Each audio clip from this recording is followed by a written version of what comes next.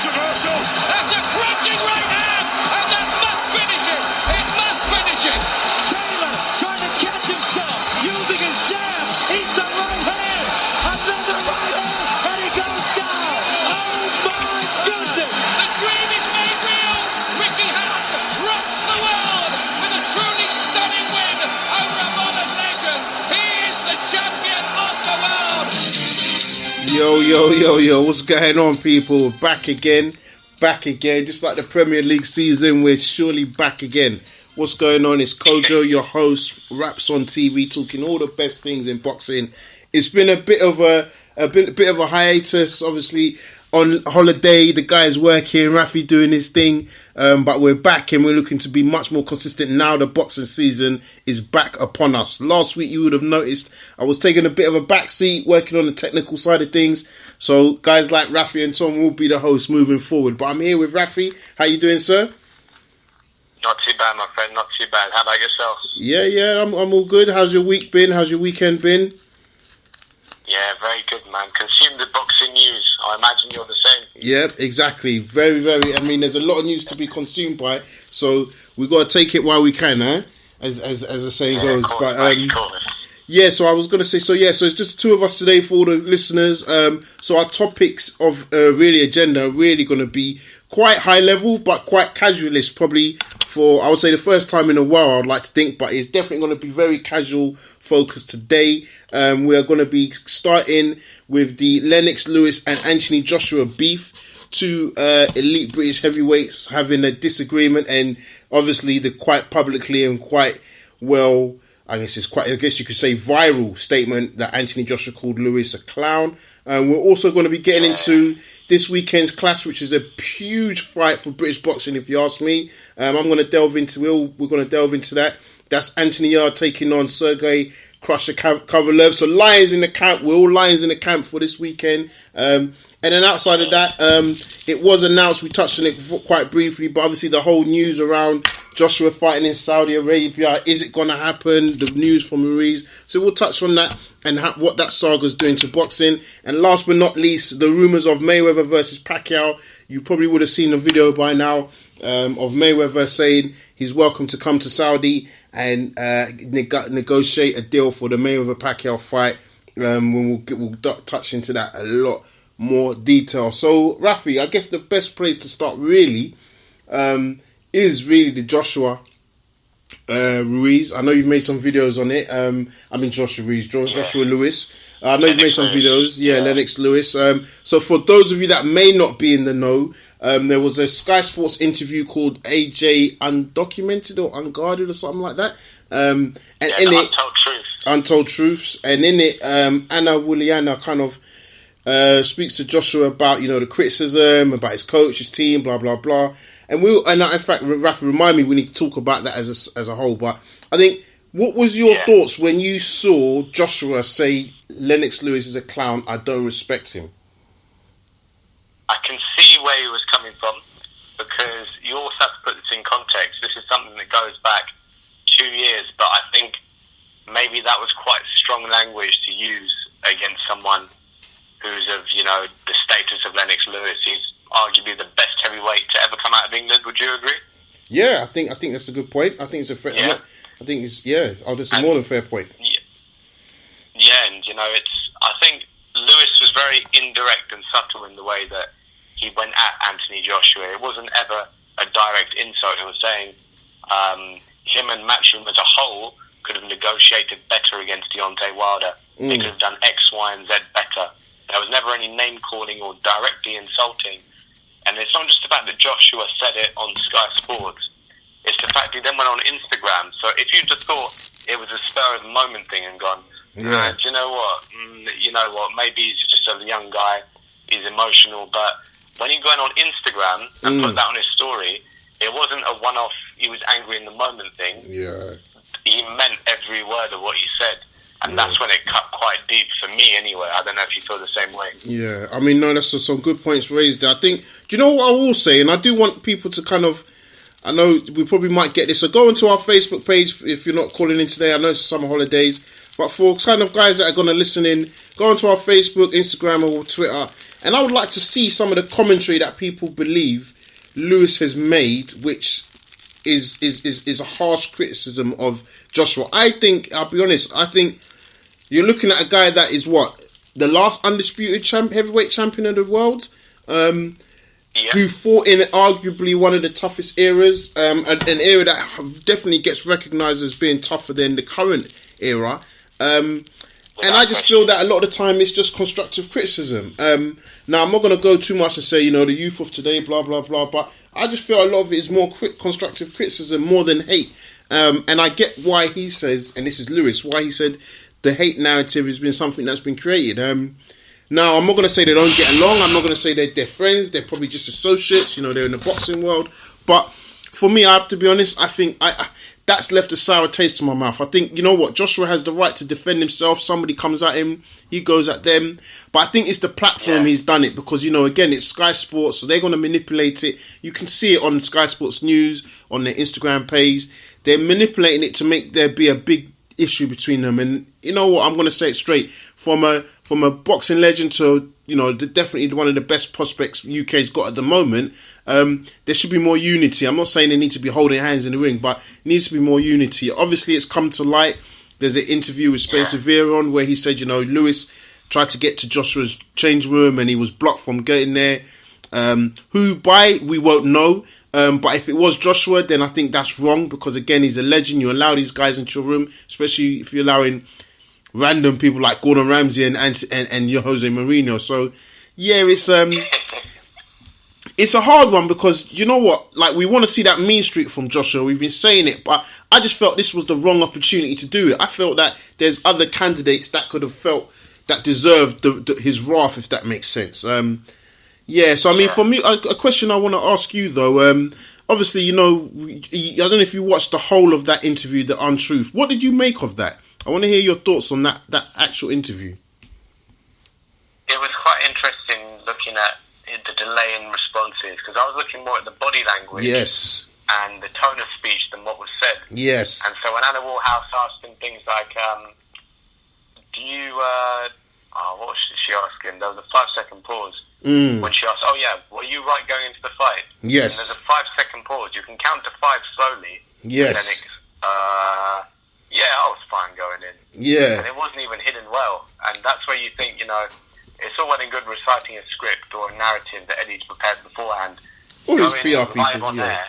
Yeah. And, doing that, you can't premeditate that. And so, if Joshua's been let off his leash by Eddie, maybe that's a marketing move. Maybe people think he's too manufactured. But the problem with that being, when you let him off the leash, Joshua is not an intelligent guy. Tyson Fury is. He knows exactly what to say and when and how to. But Joshua's not. And I don't think he's the type of guy that should be let off the leash, if you get what I mean. Yeah, I mean, I think there's definitely an element of... I think, look, he's definitely not... He's not an idiot. But I felt that interview, I don't know whether that was the angle, but I felt it, I don't think it done him any favours. And the reason I say that, you touched on something, the body language. Again, I was looking at what was not said rather than what was said. That same answer, you couldn't have said I'm lying any more than the way he responded to that question. I think her body language and the tone of her questioning and how she said it, I don't think she believed. I don't know what her thoughts are on Joshua, but I felt that she was slightly negative.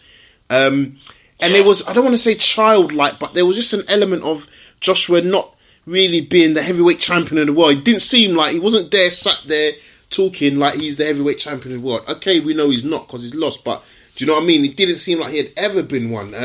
So it was a bit disappointing, to be honest with you, to kind of see that. And just to, again, just to see him say certain things which, I'll take, for example, the lucky punch. So what he meant, it was a punch from the gods. I get what he's trying to say, but again, I just feel that's the wrong platform and the wrong tone. I mean, do you think it was a lucky punch? All 4 of them. Yeah. You know what I mean? It's a really silly comment to make, man. And, I think you'll look back on that in years to come and think, I've had a mare there because, he was random Dave Allen versus Nick Webb kind of punch. He was put down 4 times in the fight. And none of them were clean, one punch knockdowns. They were all combinations. So it wasn't just 4 punches. Each one was at least a 4 to 6 punch combination. So 15 lucky punches, I'm not buying it, man. Yeah. I'm not buying it. And the thing is, and this is what I wanted to say, this is why I just think something's off. I will say it, and I'll say it like this. When the fight was ended, for weeks upon end, he said no, the right man won. So I just find it strange that he's now saying it was a lucky punch. Do you see what I mean? It's not, and I think maybe people would say maybe that's the mark of the champion, because I immediately afterwards he was full of praise for Ruiz and said, look, he won, better man won, blah blah blah. Whereas now it's like it's a lucky punch for the gods. So I'm like, so what's changed that narrative? You know, the other question I wanted to say, and we'll get into it, but let's talk about. I mean, do you know?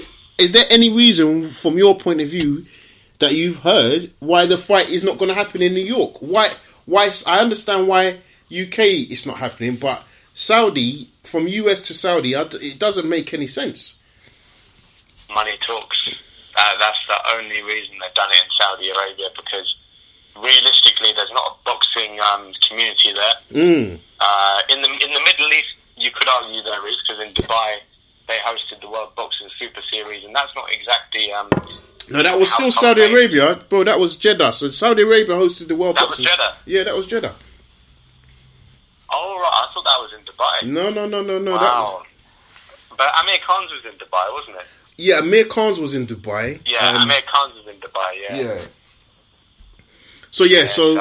So you're right on the money, but I guess my point is, to me, is what's happened that the US is no longer an option? Given that Joshua said he's not here to take part, he's here to take over. Everything was the AJ show gate crashing on the United States.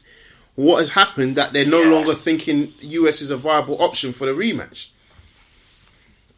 The only thing I can think of is maybe autonomy over the judges. In America, it's harder to control the judges than it is in a neutral venue, because neutral basically means matchroom. Yeah. It could be happening on another planet. It could be happening on Mars. Unless it's Mexico. Matchroom panel. Unless it's Mexico. Or America. That continent, they'll avoid. Yeah. Anywhere outside of North America, or the Americas in general, it's a matchroom panel. Yeah, so... And, you know, they tried playing it off with the whole Wales thing, saying, oh, Cardiff isn't a neutral venue because that's in Wales and he's fought there twice before. Yeah. And they're right for saying that, because it's not a neutral venue at all. It's part of the UK. Exactly. I mean, it's his Lions then. He's fought there. I mean, he's fought there twice. He's fought at Wembley twice. So, do you know what I mean? Yeah. Yeah, I agree with you. So I think from my point of view, this Lennox Lewis and Joshua thing, I mean, I really hope it gets squashed, just so that the media aren't able to kind of turn it around and make it into something that it's not. I also think, you know, we've got to look back at other fighters, you know, not just your Wilders or your Furies, but just across the board. And you always see, look, the guy, they're up for critique. I mean, Mayweather, I think, in my opinion, and we're going to discuss it later, but, you know, Mayweather's the best boxer that we've seen in our generation. He's still open for critique. So I think Joshua, and this is my point, is if Mayweather is up for critique, doesn't mean he listens to it, but my point is, nothing should absolve Joshua from being critiqued. And on top of that, by the last undisputed, there's one thing that you do it, I do it, fans call up on a show, you can ignore that. You know, you don't even have to respond, obviously, but like somebody of Lennox Lewis's caliber, like it or not, he's earned the right to say what he sees. He's been in your footstep, he's trodden that path. You know, he made losses and made adjustments to his teams. You know, it's not that he disrespected his coaches, but he was proactive in that sense. So yeah, it's really interesting to see how this one's going to play out. But yeah, I hope long term that it doesn't become a big issue. I really hope so. I completely get what you mean, man. Because Mayweather's in a position to call the shots. If people don't critique him, if people do critique him, then Joshua is definitely open to that as well.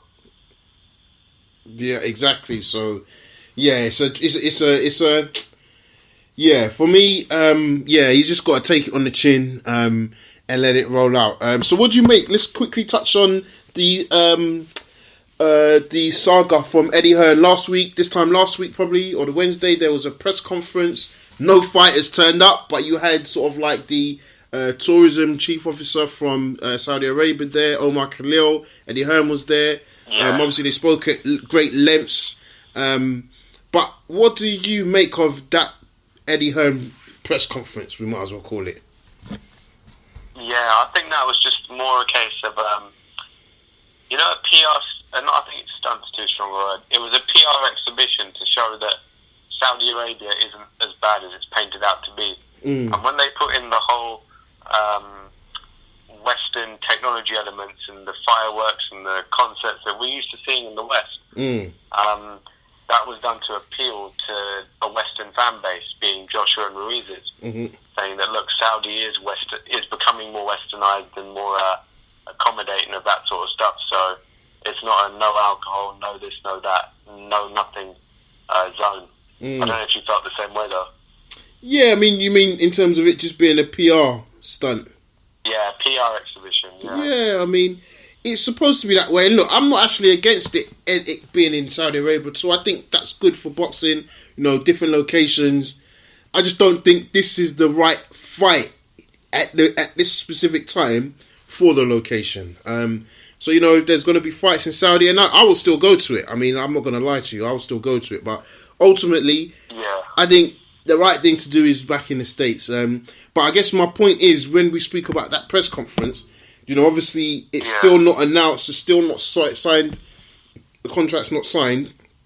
Do you think Eddie Hearn has been exposed in the way that, he says one thing, but actually if you don't question specifically, he's probably telling you something that is a bit untrue, i.e. saying the contract had been signed until he was further pressed and then admitted that the contract that's been signed is the first contract with the rematch clause. So there's no actual contract for this fight. What do you think of that? It's hard to say. I think exposed is hard to say because unless you read the contract, and only the lawyers and their legal teams will have, it's very difficult to say. But the fact that he's backtracking on statements and saying, "Oh, what I meant by that was the prenup that we agreed before the first fight," like you said, doesn't bode particularly well for him. And long term, I think that's hurting Matchroom's brand because the White situation isn't going away. Joshua's losing the plot by calling out Lennox Lewis and all this sort of stuff and saying lucky punch on the gods, and then the promoter who's meant to spearhead the whole thing backtracks on what he says every couple of weeks. So it's not looking good. Yeah, no, fair point. And that's definitely a good point on that. I mean, for Eddie Hearn, do you think he's playing it the right way? I mean, clearly we reading between the lines, it's quite clear that any rematch that takes place in Saudi, you would assume he needs to give Ruiz more money. Do you think Ruiz deserves more money? I think if you sign a contract beforehand saying that you're entitled to, I think it was $10 million, $9 million. Yeah. And that's the absolute maximum. If you sign the contract, then you knew what you were signing into before the first fight. So I don't think he does deserve more money, no. But I know at the same time that Al Heyman's going to be the one telling him what to do and pressing his button. So I think this is just a case of Eddie Hearn knows that going to court is a long, long process and time is money. And if it means Joshua's without the belt for another 6 months, he'd rather get rid of Al Heyman, pay Ruiz another $2 million just to get the fight done. Because going to court is going to hurt the brand more for Joshua than giving him a bit of money. Well, exactly. So $2 million is a small price to pay instead of, going to court. I mean, but wouldn't you not say that it's only right if you know that the potential rematch would have been in the UK for X, and now you know that it's being moved to Saudi Arabia, which, as you said earlier, is clearly a location where it's all about the money. Don't you think they should have just given him more money from the start? I mean, the rumours are 80 plus, but my point is, rather than knowing that there's more increase, don't you think it would have been smart and prudent to just give him more money as opposed to have him dig his heels in? Because as you said, he's not going to want to go to court. I don't think he can afford to go to court either. Yeah, it's I mean, I still stand by the fact that I get what you're saying. If they didn't know it was in the UK or America, it's a different story. But if you signed a contract that says 9 million max, you signed a contract. Do you know what I mean? It's like if you buy, without the location, don't forget the location wouldn't have been Saudi Arabia though. So that contract wouldn't have had a first fight said that there was no location in it. If you pay attention to two things, one was Ruiz said if he wants to get me in the UK, he's going to have to give me 50 million. And two, the fact that contractually, if it stated UK, I think they would be forcing it as opposed to looking for a quote-unquote neutral ground in Saudi Arabia. Yeah, I agree with you, mate. And I think there's also a domino effect too, because, you know, Sky Sports are now advertising it as 7th of December. Oh, is it? Saudi Arabia. Yeah, it's on the Sky Sports ticker every day. So if Ruiz hasn't signed a contract and it's on the Sky Sports ticker and they have to backtrack on that, that's going to hurt Sky Sports' brand. Yeah. And they won't look too well on that at all. So I think the good thing for her... Yeah, you're right. I think the good thing for her, because I didn't know that, I think the good thing of that is that Sky Sports will more likely put up a bit of money for that. Because I think if it's in Saudi Arabia, it actually works well for them. Probably better than some of the other locations, in all fairness. Yeah. You reckon it works better than UK or America for Sky Sports? Not, of course, not the UK, but I think the Americas it does, because then people don't have to stay up as late. Do you know what I mean? Because Dubai are ahead of us. So if anything, what it means is that the fight would be on, do you know what I mean? Probably earlier than what we're used to, but that's fine. I think UK fans can adopt it. I think it's the early hours of the morning when, I mean, look, even this rematch, even if it was in New York, I think because of what's gone on, I still think, yes, I mean, don't get me wrong, you're right. It would definitely generate a lot of pay-per-view numbers, but I'm quite certain that the first fight didn't generate those numbers on the basis of, no one expecting what happened to happen. So listen. So let's go out to the lines. Let's go out to the lines and see what people have got to say. So we're going to 488. 488. The floor is yours. Hello. Hey, Kojo. It's Dave Showhouse from the Boxing Voice. How are you? Yes, Dave. How you doing, sir? You well? I'm good. Long time. I know. It's been ages working and Boxing Voice and other commitments. No worries. What's on your mind? Fight this weekend. Kovalev, Yarde. Yes. Talk to us. I think that's going to be a very, very interesting fight. I noticed Anthony Yarde's been off Twitter as well. I've seen him actually on there. Tunde's been very, very, very, very confident as well. I'm actually probably going to get shot down for this fight. You can see Anthony Yarde winning. I think Kovalev's past it now.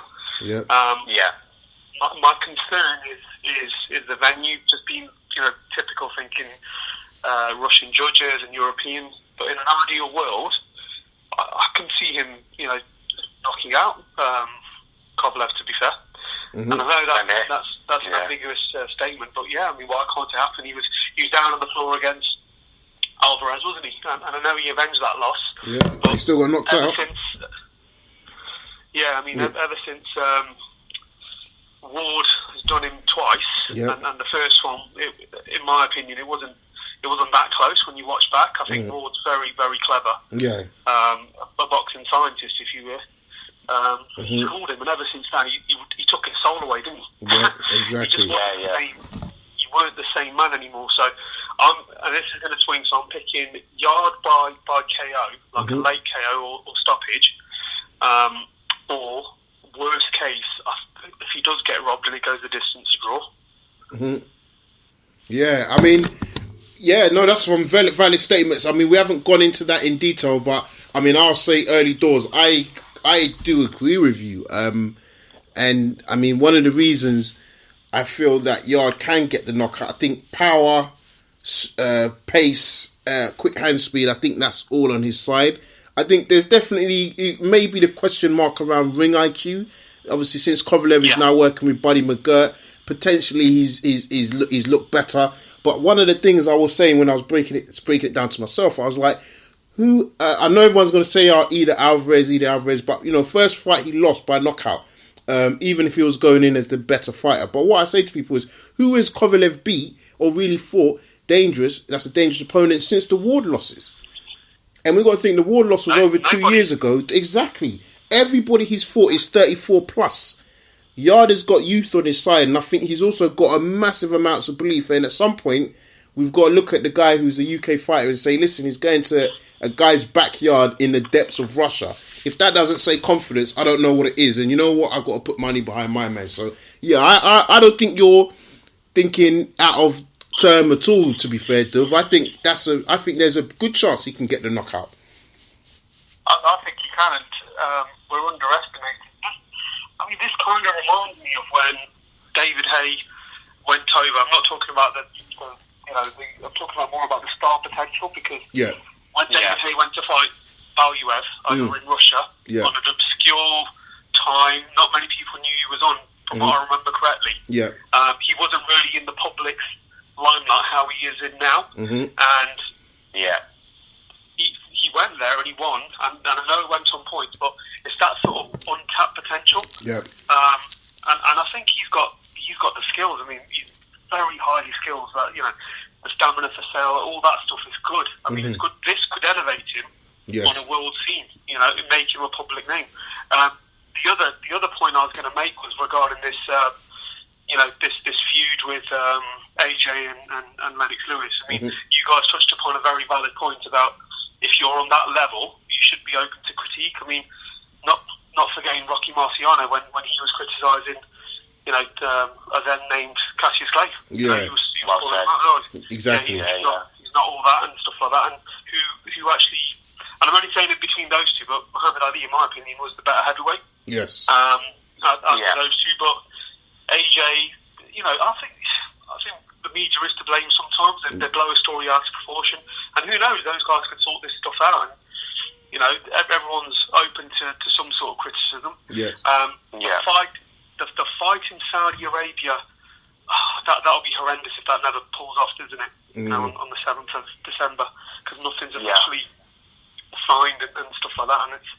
I'll be very shocked. I'm sorry, not shocked. I'll be gobsmacked in a way if that doesn't come off, because of all the PR that's been surrounding it now. We as a public think it's almost it's done, isn't it? But it's not really, is it? It's not. It's really not. And just to rewind to something. Yeah, go, Rafi. Sorry, go on. Just to rewind to something you said at the very starting, that you feel that Yarde's going to do the business. Do you think to get the stoppage, he should look to get him out there early, or later on and make Kovalev feel his age? Which do you think he should be his target? I think what they're going to do, because he's very, very smart, the coach, and they never give like a prediction, do they? They never say, I'm going to knock him out, and they're very, very good like that. I think they're going to plan a long game. As soon as they see him deteriorating, they're going to jump all out, and I say they because it's a two-man operation, and they're brilliant. They're absolutely brilliant. You guys have been there. You know exactly what the operations are like. And it's just such a good, well-oiled machine, and I'm going to enjoy this as a fan, as a journalist. I think it's going to be great. So I think he's going to break him down. Kovalev then, I think, is going to be thinking, hang on, I don't want any more of this. This is becoming a systematic beating now, and from there, it's going to be either lights out, or he might even quit on the stool. But I don't see the ref forcing the stoppage. I don't know about what you guys think about that, because it's hometown and everything. Yeah. I don't think they'd want to leave it to points either, would they? And that goes back to what you were saying about that two-man team. They'll be wanting a stoppage. You don't want to be leaving stuff to chance, especially when you're going abroad. I just can't see them going in there paying for points. And also, because Yarde's never been 12 rounds, has he? He's never been 12 rounds, so... I think has he done 10? He's done 10, but not 12. Yeah, he's done 10, but not 12. So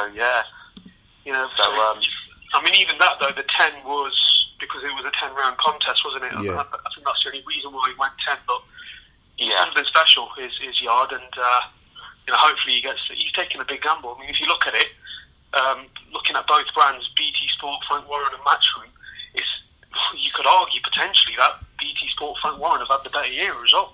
I mean, Yeah. the shows that Yeah. I mean, that big loss with AJ. Yeah. I mean, Kojo, you were there, weren't you? Yeah, You exactly. saw the somberness in the room. Exactly. It was shocking. Yeah, and that's definitely upset the apple cart. And I think you're right. I think you're not only just from today. I think the Dubois show with Joyce, I thought that was a really good card. Some good scraps. You got the likes of Jack Catterall that's out there as well. So, no, totally agreed with you. I think, just to touch on the last point you made about Yarde, I think I have to say, and I think, you know what I think what's happened? I feel the promotion's been a bit low, just generally over this fight. Yeah. Whether that's because Warren believes him, I don't know. But I think, obviously, Tunde's sort of narrative and his outspokenness, I think, has probably made people think, oh, what's going on here? But do you know what? And I said this, I do think the Ward comparison was too far. I'm not going to lie, but I think overall, I think, you know what? This is what is needed. I mean, you read a lot of sports books and they'll tell you that, the coach, they have to help develop the athlete. And I think Tunde's way of developing Yarde can't be kind of questioned at the end of the day, because he was never a great amateur. He's not in the Olympic pedigree, and he's now fighting for a world title. I think if he goes on to win, which I believe he does, I think it's a huge, huge achievement. So, yeah, like you, really looking forward to the fight. And yeah, hopefully we get the win. So, listen, Dave, I was going to say we're going to move on to the next caller, but I appreciate you calling in. Much, much appreciated. And then we'll catch up soon, hopefully at another fight in London. Are you down for Lomachenko-Campbell? I'll be there for the presser, but unfortunately I won't be able to make the fight, so Jack will be covering the fight. So if you guys are there, give me a shout. We'll go for a brew afterwards. All right, no worries, mate. Definitely. Cheers. Thanks Appreciate again. the call, my friend. Cheers. Take care, Cheers. guys. Take care. See you later. Take care, mate. Bye. Bye. Right, so going out to 985. That's the main resident, Mr. Appia. How's it going, bro? Yeah, I'm very well, thank you, guys. Good. How good. are you? You okay? We're all blessed. We're all blessed. That's good. Good to hear. Good to hear. I'll let Rafi take the lead. What's on your mind, bro? Question or statement?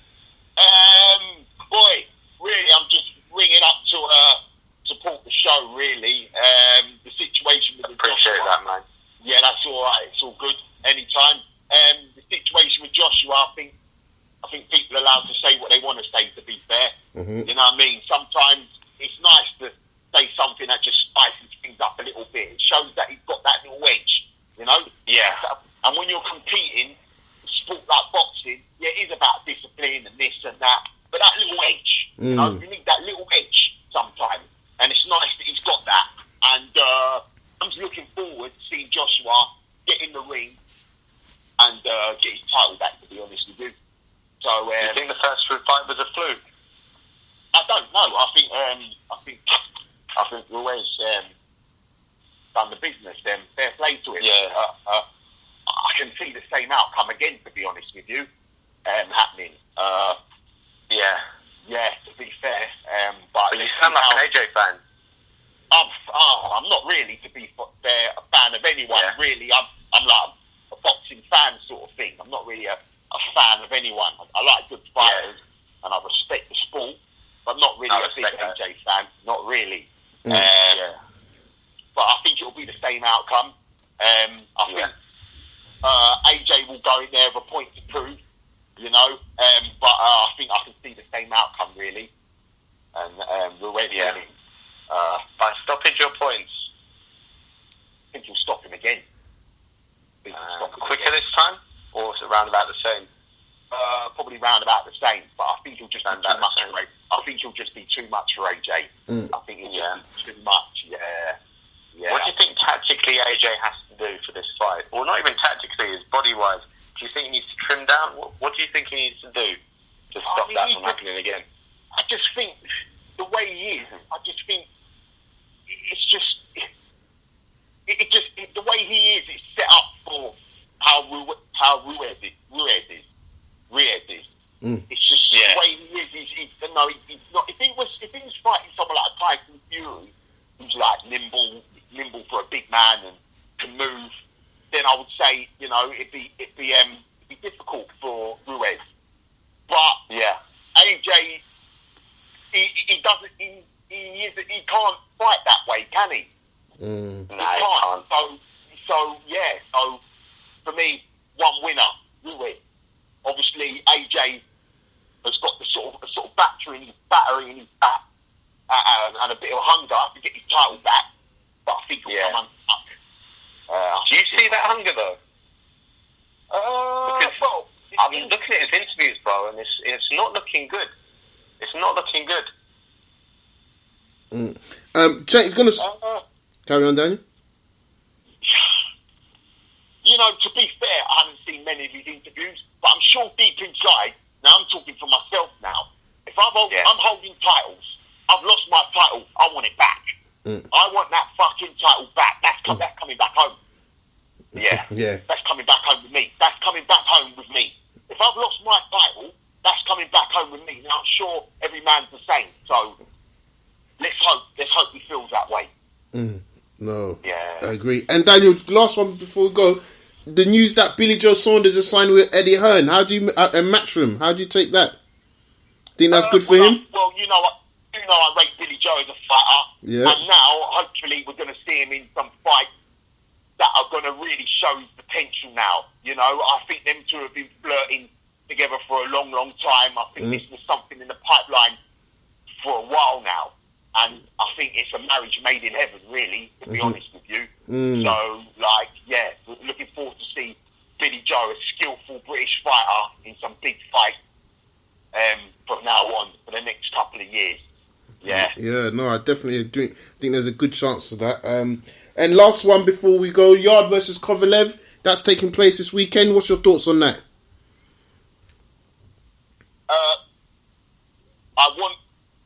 I want Yarde to win, Kojo. Yeah. But I feel that Kovalev's experience, I think, will see him through this. That's what I feel. Nice. Yeah.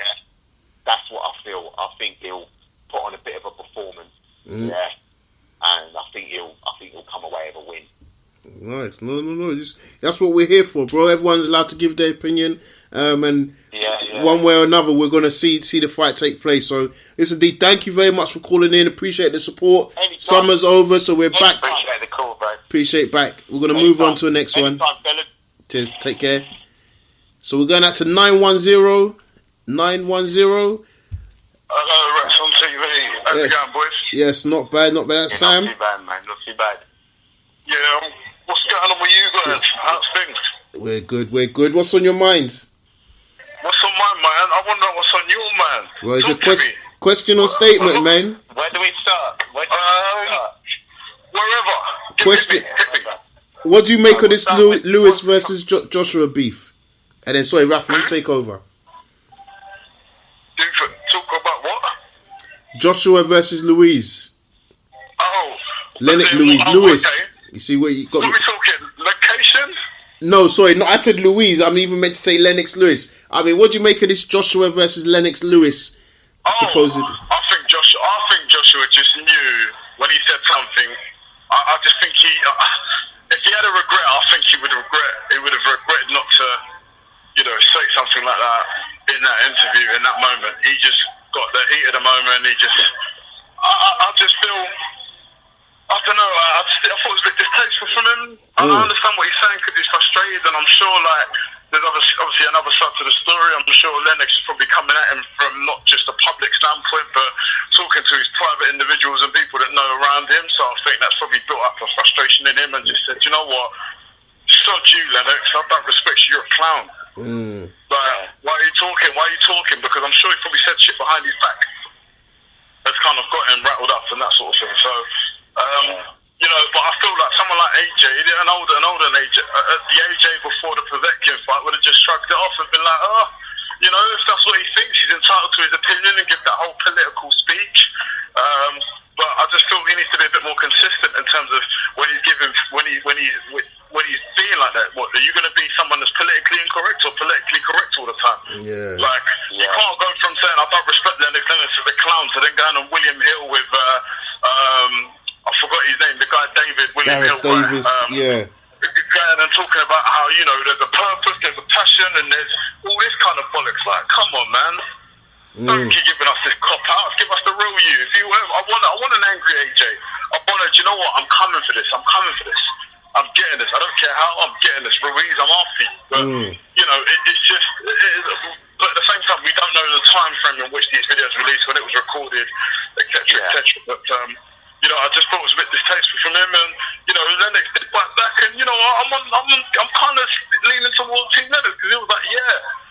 clown. I was obsessed. I was obsessed with getting the undisputed title, and I was like, yep, you can't knock him for that. Exactly. Yeah. Fair point. So you can't knock him for that. Okay. No, definitely. And then, sorry, carry on, Rafi. I was going to say, I'm surprised you said that you thought that it was a heat of the moment thing, because he then went on Instagram a couple of days later and then put it out on there again. Yeah, but he's trying to cover his tracks, though. I just feel like he's trying to be like, you know what? If you say something, let me stand by it now. Let me stand by it and go full on beast mode, full on. Let me come to you, Lennox. Because he looks like an idiot if he goes back and apologizes. Or tries to be like, backtrack. You got to go forward with that. And obviously, as Ruiz said, yeah, I'm Team Lennox and Sweetie Team Lennox or something. It's like, Ruiz, you were running your mouth. You're running your mouth now. I get it. You're the champion, but don't get too carried away with all this money. Do you think he's changed? Do you think he's changed? Yeah, massively, man. Massively. Yeah. Got a taste of being on Jimmy Kimmel and all this, and now he's like, you know what? I can get used to this life. Like, let me buy a house. Let me show my stuff there. Let me do this. I'm rubbing shoulders with Deontay Wilder, who I thought I'd never rub shoulders with. I saw that interview.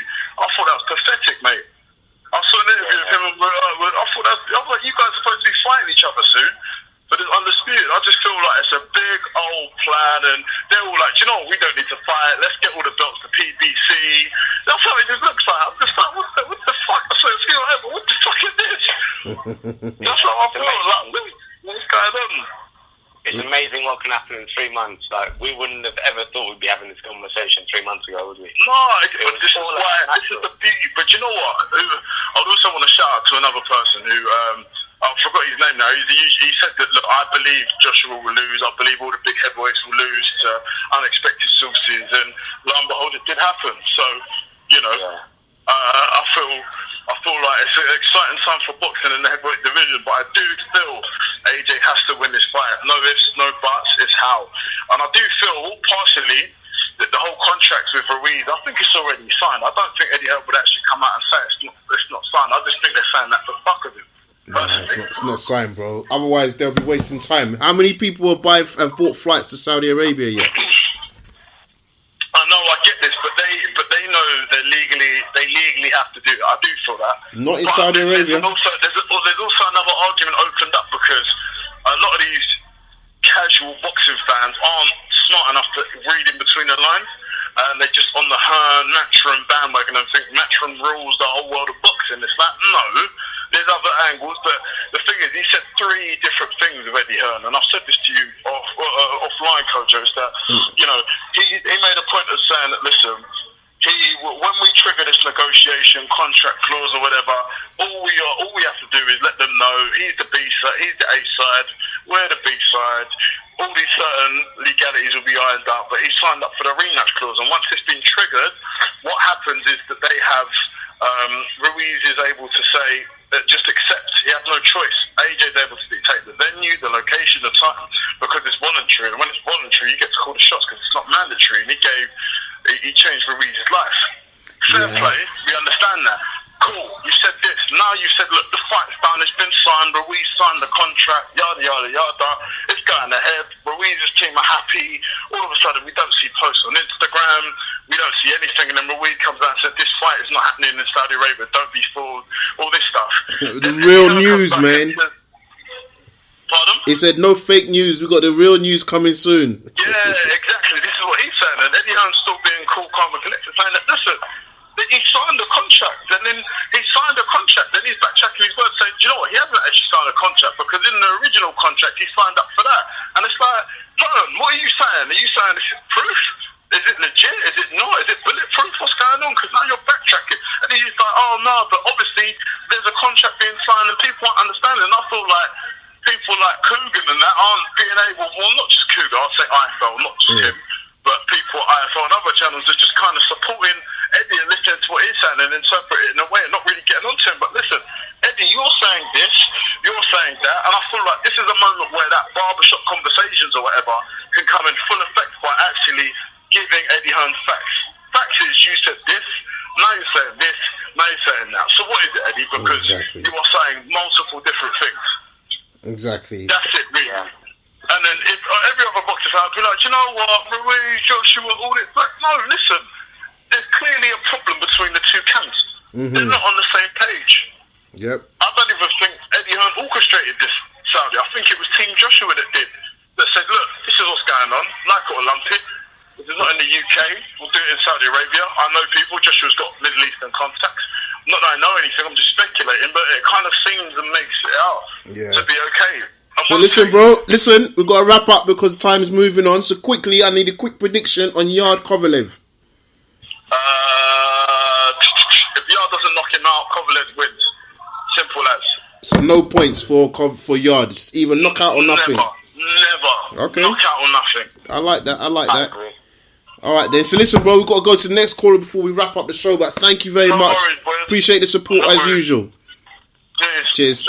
Take care. Cheers. Bye bye. Cheers, man. Cheers. And last but not least, our co-host or new host, Tom. What's going on, bro? Yes, that's what I'm talking about, brother. How's it going? All good, man. How are you? Good. We're good. Just rapping on as usual. Raps on TV. What's on your mind? You know what, Rap? It was really good, and I can notice that Raps on TV is going global because we've got a few fans out there in the Emerald Isle. I like that. Man's doing that promotion. I like that. I like that. So what's on your mind, bro? I mean, I don't know, best place to start really. Let's talk from a boxing perspective. Yarde versus Kovalev. That fight's going on this weekend. What's your thaughts? How's it going down? You guys raised some very good points. I don't know who it was from the boxing boys, but he mentioned how Kovalev's on the slide. I don't think he's on the slide. I think if you base it off his last performance against Alvarez, as boxing fans, we kind of take everyone's last performance as their best, as the best account of themselves. I thought Kovalev boxed maturely against Alvarez in the rematch. He was vulnerable. He was caught by a younger, fresher fighter, and they say that the younger, fresher fighters, if you're good enough and you're operating at that level, a good young fighter should be a good, solid fighter in general. And I think Kovalev, although he's got the experience, although he's been around the block, Yarde's coming in with some good form. He's a well drilled athlete. You can see that he's not just this kind of loud mouth, brash fighter. He's well drilled. Tunde's got him, firing up on all cylinders for this fight. And I wouldn't be surprised if he pulls the upset off. But do you know what? I've been assessing this, like the dynamics of this fight for the last God knows how long, and I'm swaying towards Kovalev. I think his experience, his pedigree, like you said, Yarde has not been the 12-round distance, and although he's been in the championship limit at 10 rounds, it's not the same. A 12-round fight is fought at a different pace than a 10-round fight. At elite level, exactly. So, and I mean, just on that, Tom, I think you raised a good point, and I just want to say he's not even actually been 10 rounds because the fight, which was 10 rounds, the guy retired, so he's not even gone the distance. So that's it, exactly that. And it's going to be a hostile atmosphere. That people are saying there's no exposure for this fight. There doesn't need to be exposure, I don't think, for this fight. There's two guys at different phases of their career. One's at the pinnacle. Kovalev, he shared a ring with some of the most accomplished, fighters of this particular group of fighters within the light heavyweight division. Yarde and arguably beat Ward. Exactly, and tough fights. Fights that, although he's lost, you can't knock the man for taking fights like that, because at the end of the day, a lot of these Bivols, Beterbievs, if you put them in against a Ward, an Andre Ward now, or even look to negotiate with Andre Ward, they wouldn't take the fight. So Kovalev has to be given plaudits. The way he came over against Cleverly, I think if I could describe Kovalev in one word, I'd say deceptive.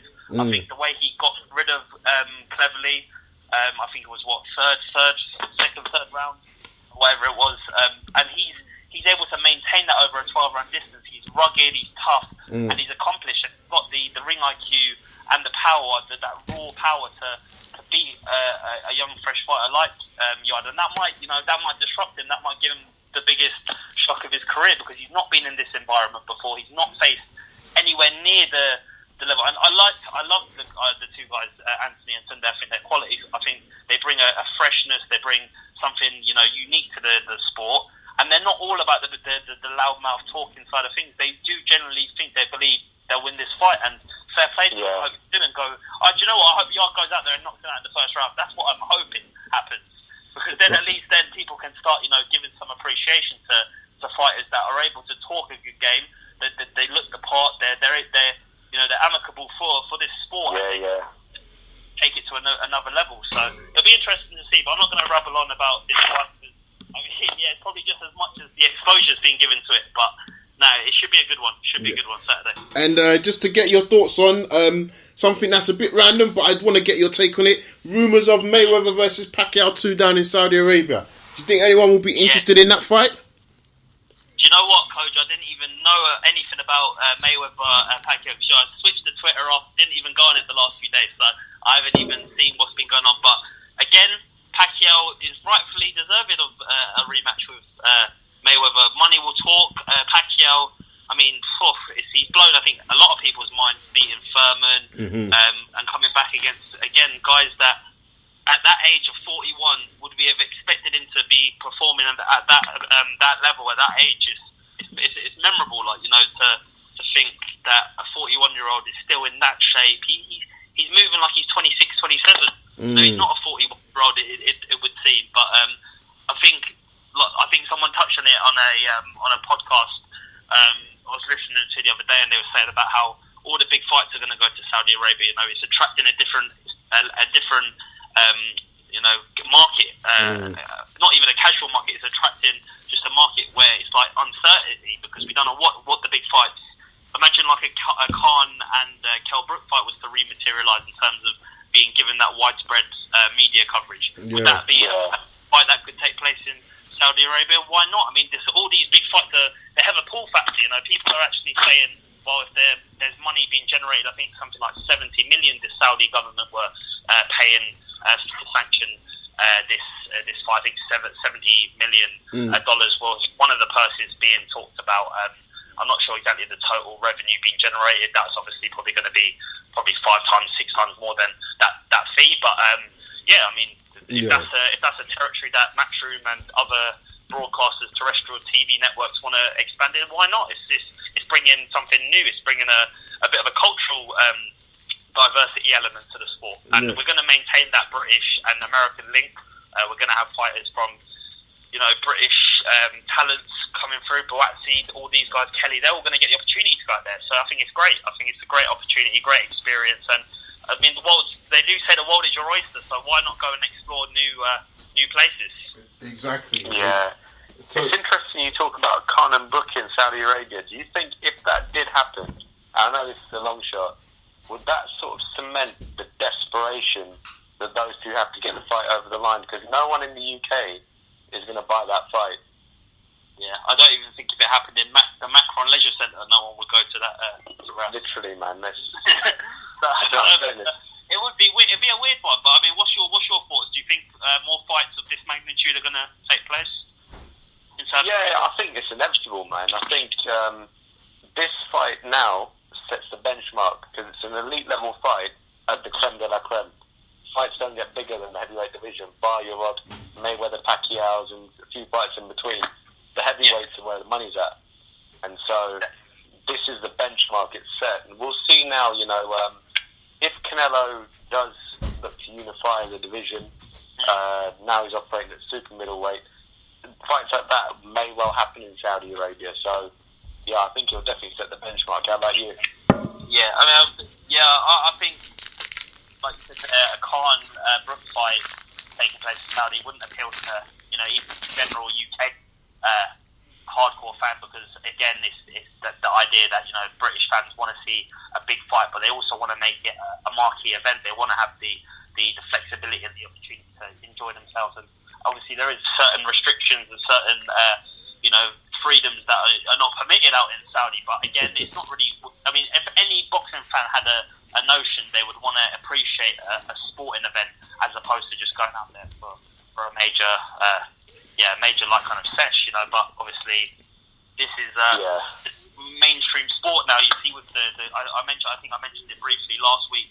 You've seen the European Tour golf. You've seen the PDC. You've seen other sports branch out into these territories.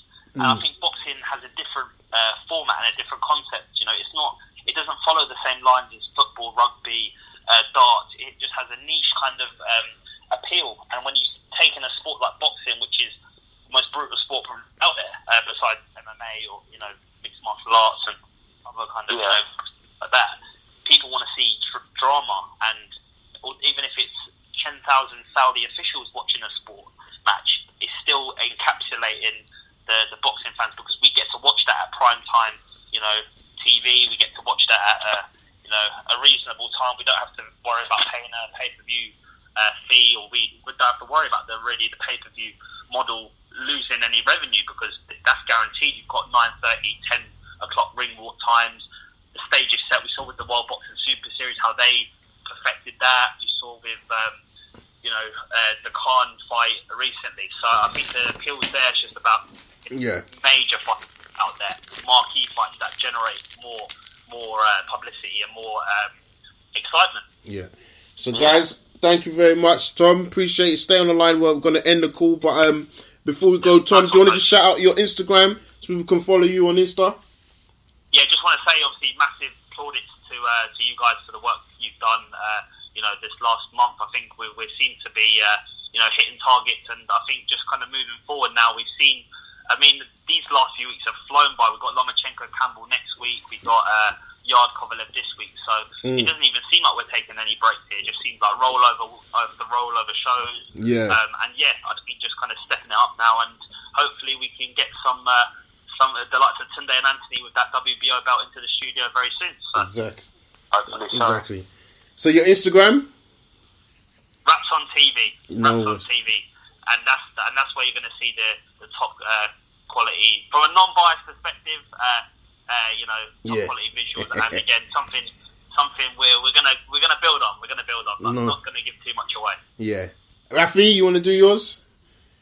Yeah, 100%, man. Twitter at Raps on TV and Insta at Raps on TV. Perfect. And Facebook as well. Is it live boxing with Raps on? It's slightly different. Yeah, it's Raps on TV. There's a live boxing at the front, so yeah, that one as well. Perfect. So guys, listen, thank you very much for all the listeners. It's been that summer's out. We are back in the house. Where we're looking forward to start this season with a big bang. Before we go, I just realised we didn't do our predictions. So guys, quick predictions on Yarde versus Kovalev. Tom, I'm going to start with you. Who are you going with and how? I'm going to go Yarde late stoppage. Perfect. Rafi? Yeah, I'm joining Tom on that. Yarde to close the show in round 9.